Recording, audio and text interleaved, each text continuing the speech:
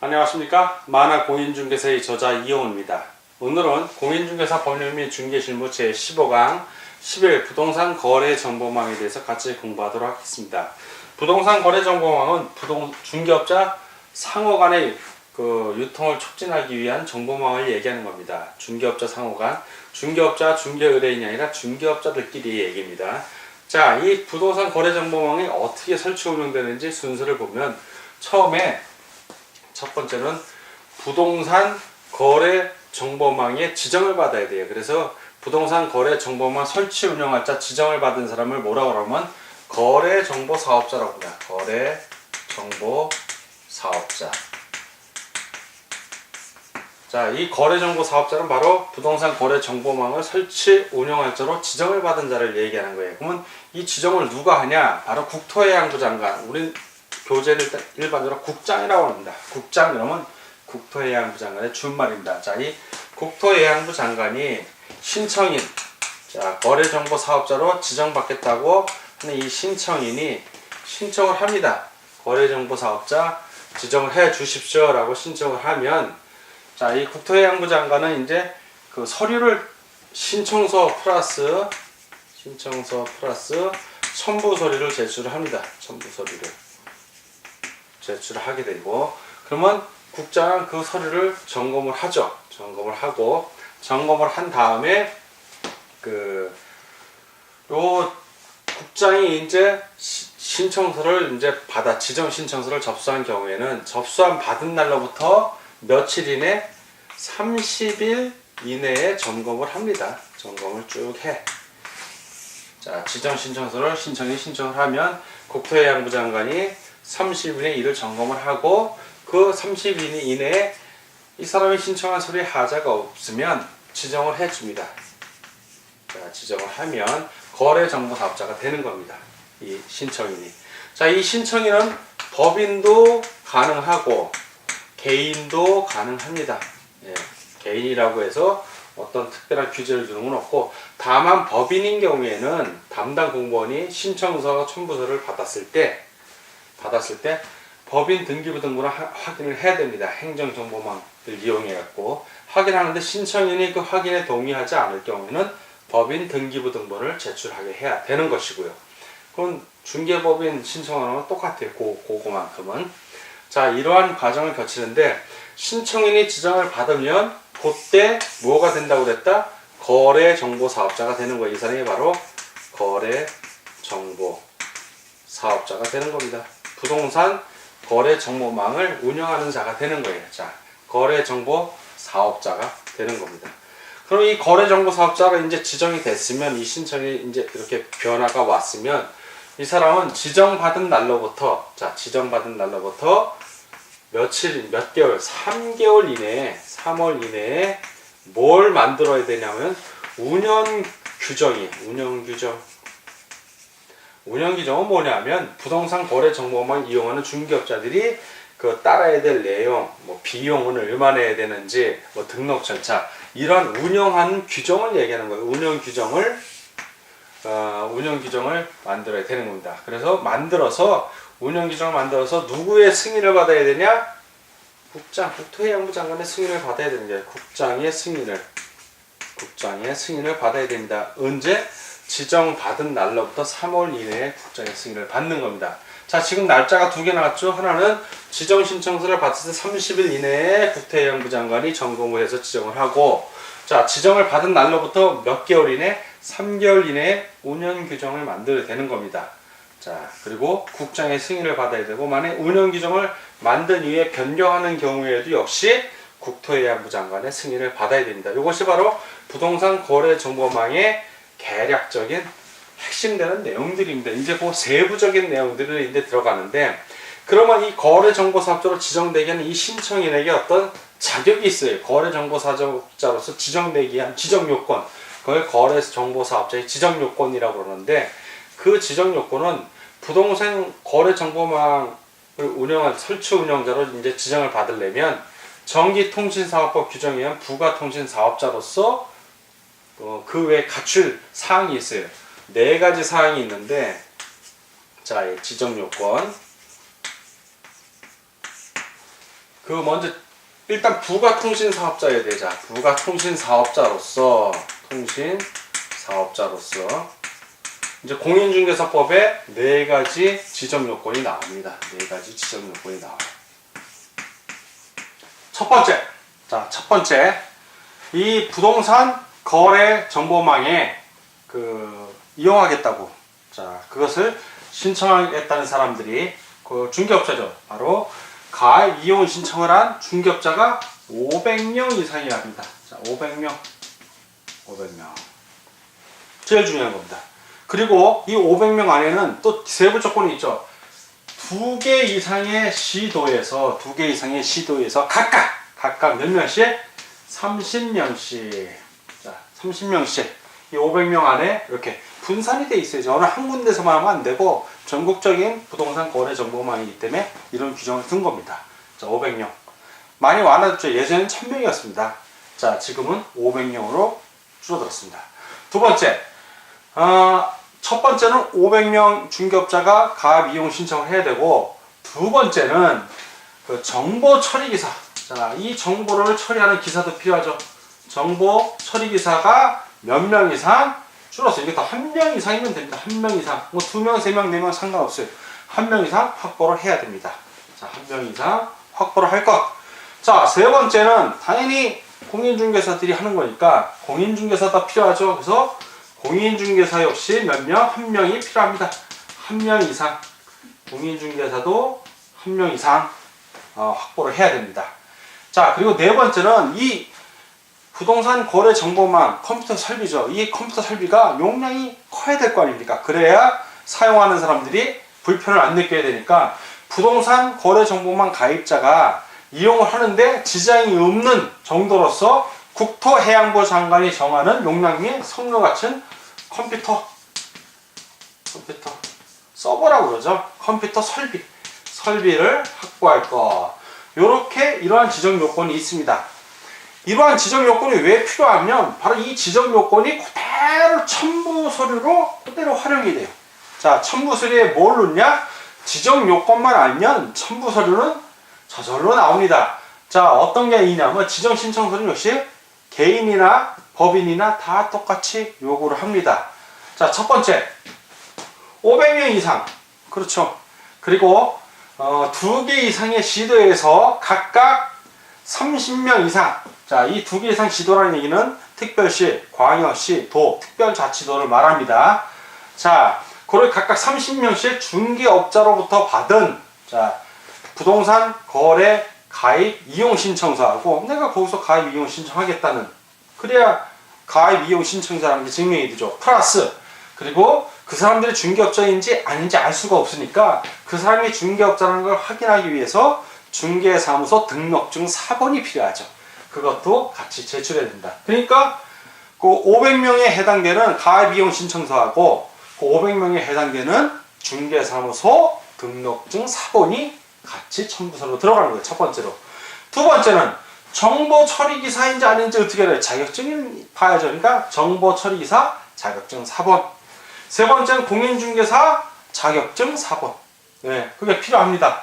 그리고 네 번째는 이 주된 컴퓨터의 용량을 알 수 있는 확인할 수 있는 서류. 자, 성능 같은 것을 확인할 수 있는 서류고, 다섯 번째는 뭐냐면 전기통신사업법에 따라 부가통신사업자로 신고서 제출했음을 확인할 수 있는 서류를 내는 겁니다. 첨부서류로. 자, 이러한 지정 요건에 해당되는 첨부서류를 제출하는 것이고, 개인인 경우에는 이렇게만 내면 되고, 법인인 경우에는 그 법인 등기부등본을 신청받은 공무원이 확인을 합니다. 그래서 그 국토해양부, 법령에는 국토해양부 장관으로 나죠. 당연히 국토해양부 장관으로부터 위임을 받은 공무원이 하는데, 그 국토해양부 장관이 이 법인인 경우에는 반드시 뭘 해야 되냐면 법인 등기부등본을 확인해야 됩니다. 신청인이 법인인 경우에는 행정정보 처리 이용망에 의해서 전자정보법에 의해서 다 컴퓨터로 확인할 수 있습니다. 근데 법인인 신청자가 그 확인에 동의하지 않는 경우에는 법인 등기부등본을 첨부해야 됩니다. 법인 등기부등본을 첨부하나, 그거 확인하는 거 원합니다 하는 거 어느 게 편하겠어요? 확인하는 게 편하니까 따로 제출하지는 않습니다. 실무적으로는. 자, 이렇게 돼서 신청서, 거래정보사업자로 지정해 주십시오라고 신청서하고 첨부서류를 내면 국토해양부 장관이 30일 이내에 점검을 해서 아무 이상 없으면 지정을 해주는 겁니다. 지정을 받으면 거래정보사업자가 되는 거예요. 예, 부동산 거래정보망을 설치 운영할 자로 지정을 받으면 거래정보사업자로 그럽니다. 그러면 이 거래정보사업자는 뭘 해야 되냐? 3개월 이내에 운영규정을 만들어야 돼요. 자, 3개월 이내에 운영규정을 만들어서 국토해양부 장관의 승인을 받아야 되는 것입니다. 그럼 이 운영규정은 뭐냐? 규칙이죠, 규칙. 어떤 식으로 내가 운영을 하겠다는 규칙입니다. 그리고 그거를 중개업자들에게 알려줘야죠. 그래야 중개업자들이 여기 거래정보망에 가입했을 때, 아, 내가 이런 식으로 여기에 정보를 내면 되겠구나 라는 그 얘기입니다. 그럼 그 운영규정에는 어떠한 내용들이 들어가는가? 자, 운영규정에는 첫 번째는 네 가지가 크게 이제 한 5가지 되는데, 첫 번째는 등록 절차입니다. 등록 절차. 그렇죠. 중개업자가 이 거래정보망에 가입하려면 등록 절차를 알아야 될 거 아닙니까? 그러니까 등록 절차가 들어가야 될 것이고, 두 번째는 중개업자가 어떤 자료를 제공할 때, 마찬가지로 거래정보망에서 자료를 제공할 때 그러한 자료를 제공하거나 그 자료를 이용하는 방법에 관한 사항이 운영규정에 들어가야 됩니다. 두 번째로. 그러면 세 번째는 거래정보망을 운영하면 돈이 필요하지 않습니까? 그 누구 돈으로 받는다? 이거 거래정보망에 회원으로 가입한 이런 중개업자한테 받는 거예요. 바로 회비. 제일 대표적이죠. 회비. 돈 받아야죠. 그래야 운영이 되니까. 그래서 가입자에 대한 회비 또 그 징수에 관한 사항을 넣습니다. 세 번째로. 그리고 이제 네 번째로는 그 거래정보 사업자 그 사람의 권리하고 의무가 있을 것이고, 또 하나 가입자에게도 권리와 의무가 있을 것입니다. 이런 권리나 의무에 관한 사항이 네 번째 들어가고, 다섯 번째는 그 밖의 사항들이에요. 그 밖에 필요한 사항들, 그 밖에 부동산 거래 정보망의 이용에 관하여 필요한 사항들 이렇게 있는데, 요거 반드시 암기를 해야 되기 때문에 절차, 그리고 자료, 회비, 의무, 그 밖에, 그래서 절자회의바, 암기하기 편하게 여러분들 졸자 회의할 때는 밖에서 이렇게 암기를 하시면 큰 무리 없이 이해가 됩니다. 그래서 부동산 거래 정보망은 지금 설명한 내용들이 확실하게 정리가 되면 큰 어려움이 없어요. 자, 그럼 이 부동산 거래 정보망을 실무에서는 어떻게 이용하는지, 실제 중개업자가 부동산 거래 정보망에 가입을 해갖고 그 부동산 거래 정보망을 이용하는 그 과정에 대한 그거를 함께 알아보도록 하겠습니다. 자, 중개업자가 있어요. 중개업자 A하고 중개업자 B가 있습니다. 이 사람들이 다 부동산 거래 정보망에 가입을 한 사람들입니다. 자, 그러면 부동산 거래 정보망이 있어요. 자, 부동산 거래 정보망.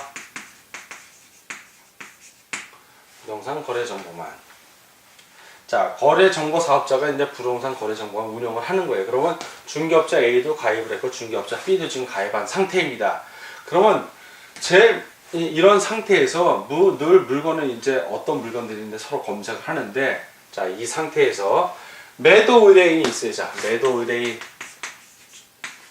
매도 중개 의뢰인이죠. 정확하게. 자, 매도 의뢰인이 중개업자 A에게 내가 물건을 팔겠습니다라고 의뢰를 하는 거예요. 자, 의뢰를 했어요. 매도 의뢰죠. 이거는 봐. 매도 의뢰니까 매도 의뢰를 하면 팔겠다고 의뢰를 했으니까 중개업자 A는 요것을 물건을 정보를 공개합니다. 부동산 거래 정보망에. 전속 중개 계약의 경우에도 거래 정보망에 이제 물건을 내놓고, 일반 중개 의뢰 계약이라 하더라도 내놓는 건 상관이 없습니다. 정보 공개. 인적 사항만 공개 안 하면 되는 거예요. 자, 그러면 두 번째, 물건 정보를 공개합니다. 정보 공개. 물건의 위치는 어디고, 뭐 아파트라면 평수가 얼마, 뭐 거래 예정 금액은 얼마, 매도 의뢰인이 얼마밖에 원한다, 막 이런 걸 다 공개를 합니다. 정보 공개를 해놓으면 부동산 거래 정보망에 매도 의뢰인의 그 물건이 들어가 있는 거예요.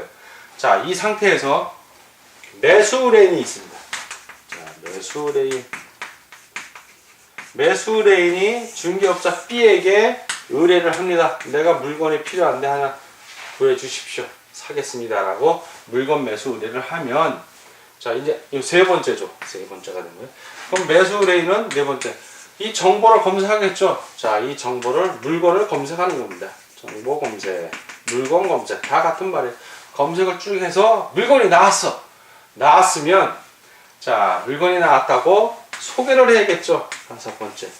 요 물건이 딱 맞아 떨어지는 거야. 그러면 그 물건을 정보를 검색한 결과를 갖고 소개를 합니다. 그래서 이 선생님 마음에 들어 해. 오케이. 나 그거 사고 싶다. 그러면 중개업자 B가 이 물건의 인적사항은 안 나오니까 중개업자 A만 나오는 거예요. 그럼 중개업자 B가 중개업자 A에게 여섯 번째죠.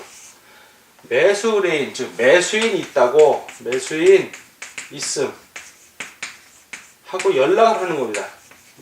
그럼 중개업자 A가 매도 의뢰인에게 7 매수인 있습니다 하고 연락을 해요. 자, 그 가격에 팔겠다는 사람이 나온 거야. 자, 그러면 드디어 중개업자 A와 B가 둘을 만나게 해서 뭐 하냐? 자, 이 둘을 거래 계약을 시키는 겁니다. 자, 거래가 성립했어요. 자, 거래 성립. 이 여덟 번째가 되겠죠. 자, 거래가 성립돼서 이 물건이 팔리면 이 물건은 더 이상 정보를 공개할 이유가 없으니까, 자, 거래 계약이 체결됐다고 마지막으로 거래 계약 체결됐음 통보합니다. 여기다. 그러면 여기서 부동산 거래 정보망에서 그 정보가 딱 삭제가 되는 거예요. 요게 부동산 거래 정보망을 이용하는 체계예요. 요게 시험 문제 잘 나오고, 요 순서도 예를 들어서 이렇게 가로를 해놔요. 가로를. 거기에 들어갈 내용은 뭐냐 해서 1, 2, 3, 4, 5 지문에서 쓰게 합니다. 요 책에도 잘 보시고, 이거를 암기하려고 하지 마시고 그 번호대로 제 교재에 다 있습니다. 보고 이해를 하려고 했어요. 이해만 하면 쉬워요. 아, 중개업자. 그리고 매도 의뢰인이 먼저, 제일 먼저 매도 의뢰인이 물건을 내놔야 중개업자가 정보를 공개를 하죠. 그럼 이 정보가 이 안에 있다는 얘기고, 매수 의뢰인이 매수하겠다고 중개업자가 얘기하면 이 중개업자 B는 또 정보를 검색해서 해당하는 물건이 있으면 알려주고, 그리고 허락을 받아서 중개업자 A에게 연락을 하면 중개업자 A가 매수인 있다고 연락해서 넷이 모여갖고 거래계약서 쓰는 겁니다. 그리고 거래가 성립되면 이제 거래 정보를 이제 없애야 되니까 거래계약 체결됐다고 통보를 하는 것입니다. 자, 이러한 부동산 거래 정보망의 체계가 있고, 이 거래 정보망 체계에 의해서 부동산 거래가 이루어집니다. 이것도 일종의 공동 중개에 해당이 되는 거예요. 단독 중개가 아니라 중개업자 두 사람이 서로 공동으로 중개를 하는 겁니다. 이 경우에도 부동산 거래 계약서하고 그리고 확인 설명서에는 중개업자 A하고 B 이름을 다 넣고 서명하고 낙인해야 되는 것입니다. 그리고 거래 정보 사업자의 의무는 항상 중개업자부터 공개에 의뢰받은 중개 대상물을 공개해야 되고, 그리고 의뢰받은 내용하고 같은 내용을 공개해야 됩니다. 그리고 중개업자에게 차별적으로 중개가 돼서는 안 되고요. 그걸 위반했을 경우는 1년 이하의 징역 또는 1천만 원 이하의 벌금에 처해집니다. 자, 그럼 거래정보사업자의 지정 취소 사유. 거래정보사업자가 거래정보사업을 잘못하는 경우에 지정이 취소될 수 있어요. 누가 지정을 취소하냐? 지정한 사람이 취소하는 거예요. 바로 아까 국토해양부 장관이라고 했으니까 지정 취소 없이 국토해양부 장관이 취소할 수 있는 겁니다. 국토해양부 장관이 거래정보사업자가 어떤 잘못을 했을 때는 지정을 취소할 수 있다. 임의적 등록 취소 사유만 있습니다. 한 5가지가 있는데, 지정 취소 사유. 거래정보사업자의 지정 취소 사유는 임의적입니다. 임의적. 할 수도 있고 안 할 수도 있고, 자, 어떤 과태료나 벌금을 부과할 수도 있다는 얘기입니다.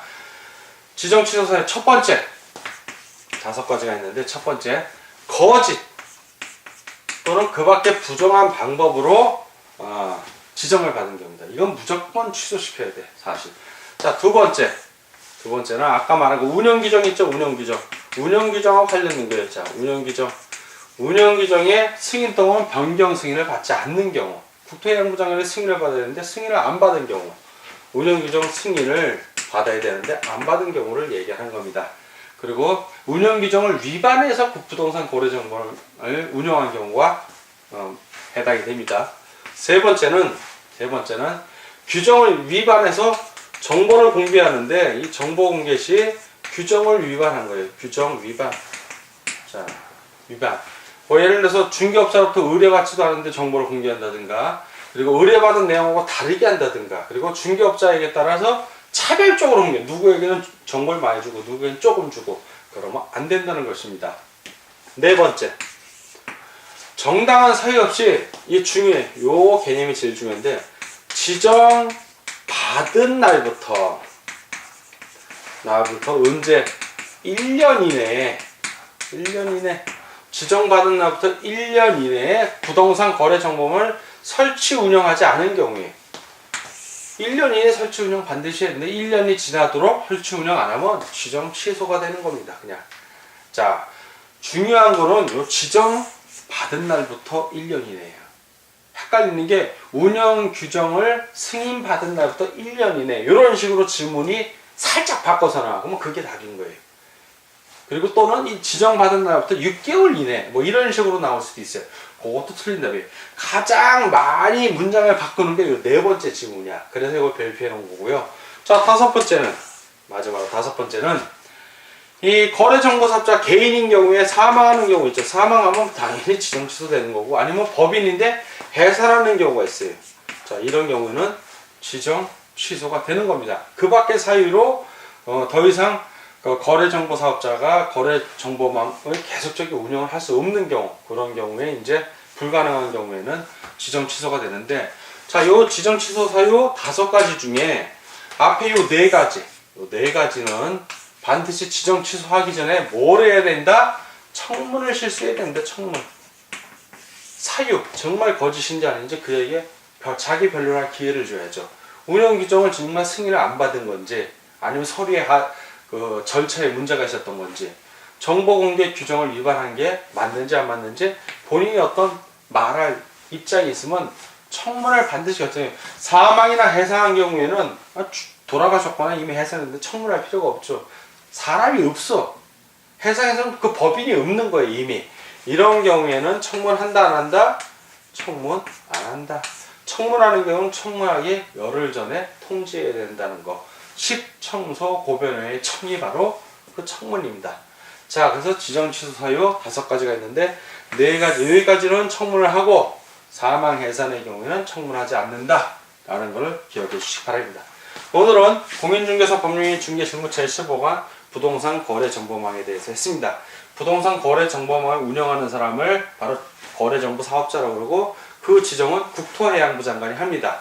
이러한 지정 취소 사유가 있을 때는 이 지정 취소 역시 국토해양부 장관이 하고, 뭐 과태료라든가 이런 것들 역시 국토해양부 장관이 부과하고 징수를 합니다. 그리고 부동산 거래 정보망의 가장 핵심되는 내용은 중개업자 상호간입니다. 중개업자와 중개의뢰인 간의 부동산 거래 정보망이 아니라, 그 지문이 잘 나야 쉬운 문제예요. 그래서 중개업자 상호간의 부동산 거래 정보망이라는 걸 반드시 기억을 해주시기 바랍니다.